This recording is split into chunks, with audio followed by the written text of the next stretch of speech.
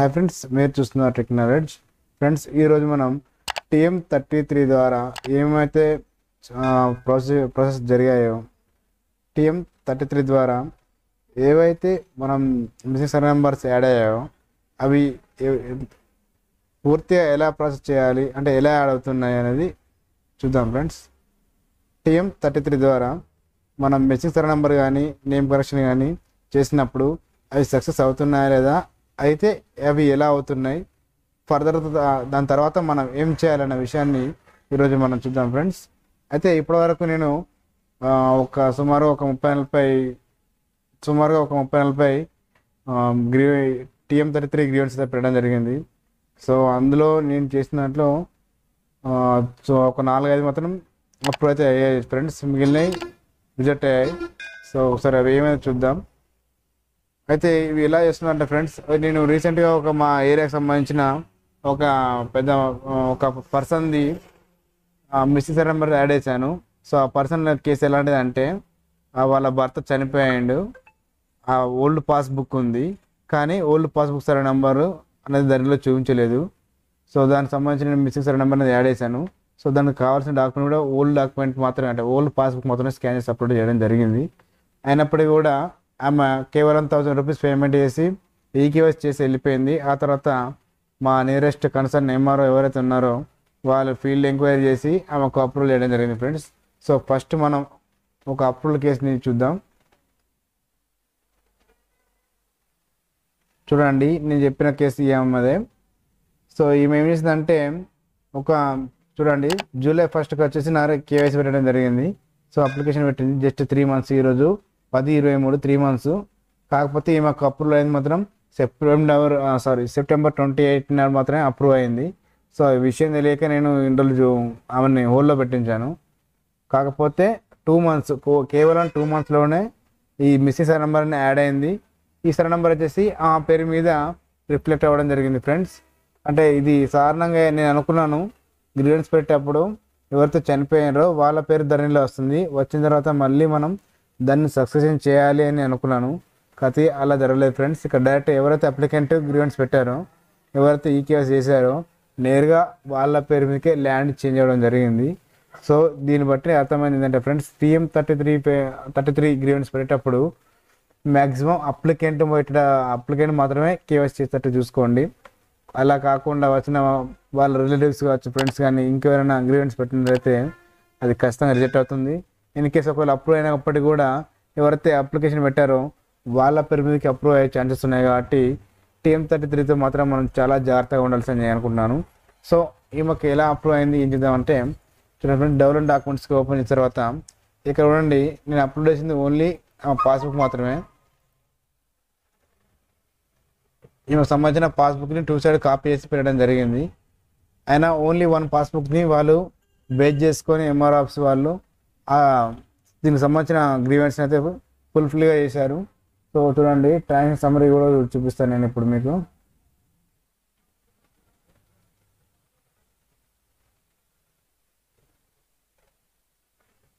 చూడండి, ఇది transaction summary, అంటే నేను ఏం చేశాను, ఏమేమి పెట్టాను అని చెప్పేసి ఇందులో ఫుల్ డీటెయిల్స్ ఉంది. సో ఇక్కడ చూడండి, మిస్సింగ్ సర్వే నెంబర్లో మాత్రమే ఈ సర్వే నెంబర్ యాడ్ చేయడం జరిగింది. సో ఈ 9 గుంటలు 20 పైసా అనేది ల్యాండ్ని ఓల్డ్ పీపీపీ పెట్టి నేను అప్లోడ్ చేశాను. సో చేసిన తర్వాత ఒక 7 daysకి కలెక్టర్ నుంచి వెళ్ళి నోటీస్ జనరేట్ అయింది. నోటీస్ జనరేట్ అయిన తర్వాత ఆమెకు కాల్ వెళ్ళడం జరిగింది. కాల్ వెళ్ళిన తర్వాత ఆమె ఈ పాస్బుక్ జిరాక్స్ ప్లస్ ఆమె ఆధార్ కార్డు, నేను ఏదైతే పెట్టాను ఈ చీరలను కాపీ, ఇవి ప్రతిదీ 2 కాపీలు తీసుకెళ్ళి కన్సర్న్ ఎంఆర్ ఆఫీస్లో ఇవ్వడం జరిగింది. ఇచ్చిన వాళ్ళు వితిన్ 7 daysలో వాళ్ళు మళ్ళీ ఫీల్డ్ ఎంక్వైరీ చేశారు. ఫీల్డ్ ఎంక్వైరీ చేసిన తర్వాత వాళ్ళు ఎవరైతే మన ల్యాండ్ పక్కన హద్దులకు ఎవరైతే ఉన్నారో వాళ్ళని వెళ్ళడం జరిగింది. వాళ్ళ పంచనామా, అంటే వాళ్ళది బైనామా తీసుకోవడం జరిగింది. అంటే వాళ్ళు దాన్ని ఏమంటారు, విట్నెస్, వాళ్ళ సిగ్నేచర్ కూడా తీసుకున్నారు. తీసుకున్న తర్వాత వీళ్ళు వాళ్ళకి సంబంధించిన రెవెన్యూ రికార్డును కూడా వెరిఫై చేయడం జరిగింది. సో అప్పటికి ఇంకా మనకు విఆర్ఎస్ సమ్మె అనేది స్టార్ట్ కాలేదు. కాబట్టి ఈ ఈ పర్టికులర్ క్యారెక్టర్ మాత్రం త్వరగా అనేది అప్లికేషన్ ప్రాసెస్ జరిగింది. సో ఆ తర్వాత ఏమైందంటే, ఇక్కడ కలెక్టర్ ఆర్డర్ ఇచ్చాడు, ఆర్డర్ కాపీ అని చెప్పేసి అంటుంది. మీకు సంబంధించిన గ్రీవెన్స్ అది అప్రూవ్ అయినా రిజెక్ట్ అయినా అది ఎందుకు అప్రూవ్ అయితే ఎందుకు అయింది, రిజెక్ట్ అయితే ఎందుకు రిజెక్ట్ అయింది అని చెప్పేసి మనకు చూపిస్తారు. సో మన అప్రూవల్ కాపీ కూడా చూద్దాం. ఇది కలెక్టర్ గారు CCLAకి ఈ ఫైల్ని రికమెండ్ చేస్తూ పంపించారు. చూడండి ఇక్కడ రికమెండెడ్ అయింది అనుకోండి, అంటే అప్రూవ్ చేసినట్లయితే రికమెండెడ్ అని వస్తుంది. అప్రూవ్ చేయకుంటే ఈ పర్టికులర్ కంటెంట్ బాక్స్ మొత్తం బోల్డ్లో ఉండి నాట్ రికమెండెడ్ అని చెప్పేసి చూపిస్తారు. సో ఏమైందనేది చూడండి ఇక్కడ పూర్తి వివరంగా రాయడం జరిగింది. సో ఇదంతా మేము చదివి చెప్పడానికి వీడియో అనేది బాగా లెంతీ అవుతుంది. సో మీకు సంబంధించిన గ్రీవెన్స్ ఏదైనా అప్రూవ్ అయితే మీరు చూడండి ఫ్రెండ్స్. అలాగే ఇప్పుడు ఈ సర్వే నెంబర్ చూడండి 43.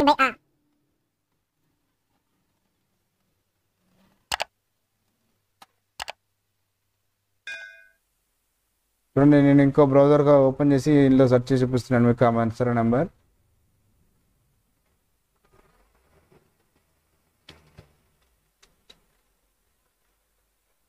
నేను ఏదైతే సర్వే నెంబర్ అక్కడ ఇందాక లాస్ట్ టైం మాకు అప్లై చేసినప్పుడు ఇక్కడ ఇచ్చాను, అదే సర్వే నెంబర్ అనేది ఇక్కడ వీళ్ళు అలర్ట్ చేశారు. అలాగే ఈ ఖాతా నెంబర్ కూడా నేను ఇచ్చింది వాళ్ళకి వచ్చింది. చూడండి ఇక్కడ ఆ పేరు పైన రిఫ్లెక్ట్ అయ్యింది డైరెక్ట్గా. తెలుగు ఇంగ్లీష్ అన్ని పర్ఫెక్ట్ వచ్చాయి. డిఎస్ పెండింగ్ కూడా ఉంది, డిజిటల్ సైన్ కూడా అయిపోయింది ఫ్రెండ్స్.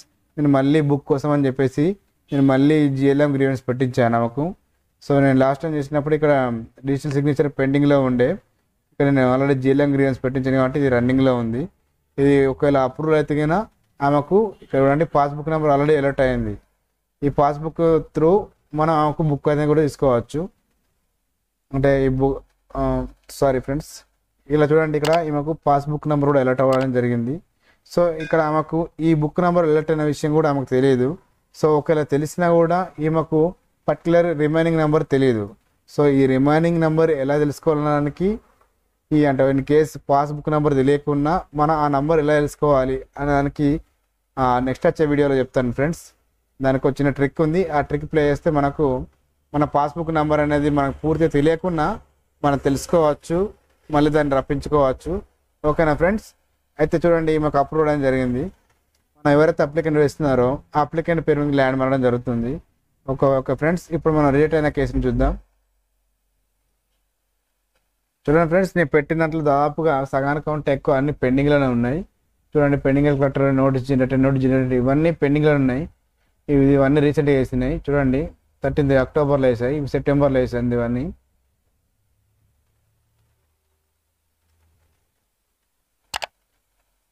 ఏవైతే ఫస్ట్ పెట్టిన గ్రీవెన్స్ అయితే చాలా వరకు అయితే రిజెక్ట్ చేశారు. చూడండి ఫస్ట్ పెట్టిన గ్రీవెన్స్ ఇది ఏప్రిల్లో పెట్టాను, ఒకటి ఇది రిజెక్ట్ అయింది, ఇది పెండింగ్లో ఉంది. ఇది కొంచెం సర్వర్ బిజీ ఉంది. Reject pending, reject pending, approved, ఇది ఒకటి అప్రూవ్ అయింది. ఇది సర్వర్ ప్రాబ్లం ఉంది. ఇది pending, approved, reject, pending, payment, approved, reject. చూసారు ఫ్రెండ్స్, ఇది చాలా మట్టుకు అయితే పెండింగ్లోనే ఉన్నాయి. సో వాళ్ళ కూడా ఇది బడిన అనుకుని చెప్పుకోవచ్చు. ఎందుకంటే MR ఆఫీస్లో దాదాపుగా ఒక 45 days 60 days వరకు VRS అనేది జరిగింది.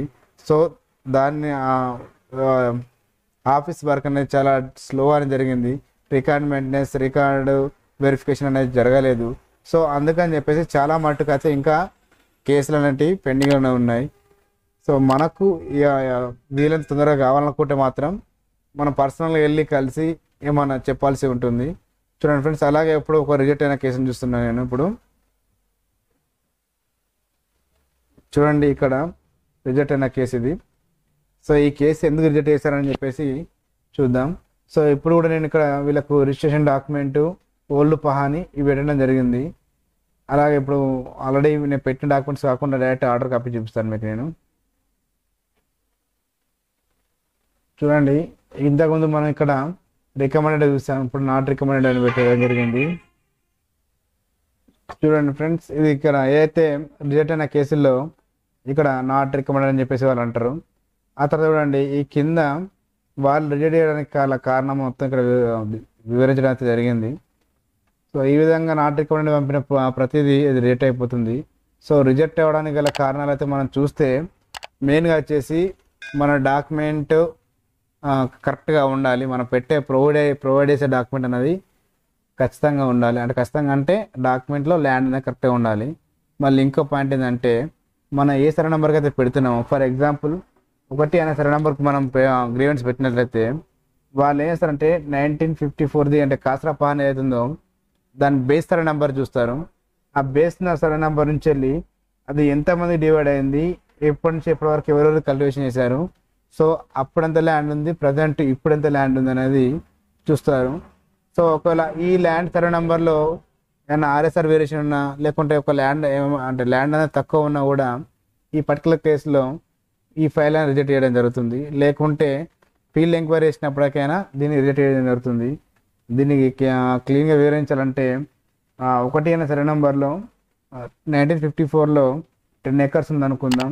దీని కాలక్రమేణా కొనడం అమ్మడం జరిగినప్పుడు అది 10 ఎకరాల 5 గుంటలుగా లేకుంటే ఏమైనా పెరగడం జరిగినప్పుడు ఇట్లాంటి సందర్భాల్లో దీన్ని సీరియస్గా తీసుకొని ఎంక్వైరీ చేస్తారు. ఇన్ కేసు అయినా ఫ్రాడ్ అని తెలిసినప్పుడు దాన్ని రిజెక్ట్ అయితే చేస్తారు. ఈ ఫ్రాడ్ అనేది మీరు అంటే ఎవరైతే మనం పెట్టుకున్నామో మనం చేయకున్నా మనం ముందు వాళ్ళు వేసినా దాని ఎఫెక్ట్ అనేది మనకు పూర్తిగా పడుతుంది. ఓకేనా ఫ్రెండ్స్. అలా కాకుండా ఇంకోటి ఏంటంటే పెట్టే పర్సన్ కూడా ఆ డీటెయిల్స్ కరెక్ట్ ఇవ్వకపోయినా, ఒకవేళ ఇంట్లో ఓనర్ కాకుండా ఇంకెవరన్నా మిస్గైడ్ చేయడానికి పెట్టినా కూడా ఈ సందర్భాలలో అయితే మనది TM33K అప్లికేషన్ అయితే రిజెక్ట్ అవుతుంది ఫ్రెండ్స్. నాకు తెలిసి ఈ వీడియో అయితే నేను మీకు అర్థమైందని అనుకుంటున్నాను. ఇన్ కేసు మీకు అర్థం కాకుండా ఏదైనా డౌట్ ఉన్నా కూడా ఫ్రెండ్స్ కింద కామెంట్లో మనకు తెలియజేయండి. అలాగే మన టెలిగ్రామ్ గ్రూప్ లింక్ కూడా కింద పిన్ చేసి పెడతాను ఫ్రెండ్స్. ఆ గ్రూప్లో జాయిన్ అయ్యి మీకు కావాల్సిన డౌట్ అయితే అడగండి. నేను రెస్పాండ్ అయినా కాకుండా మన టీమ్మేట్స్ అయితే అందరూ రెస్పాండ్ అవుతున్నారు. ఇన్ కేసు అది ఓవర్ రెస్పాండ్ కాని సందర్భంలో నేను మీకు పర్సనల్ హెల్ప్ చేస్తాను. Okay friends, thanks for watching.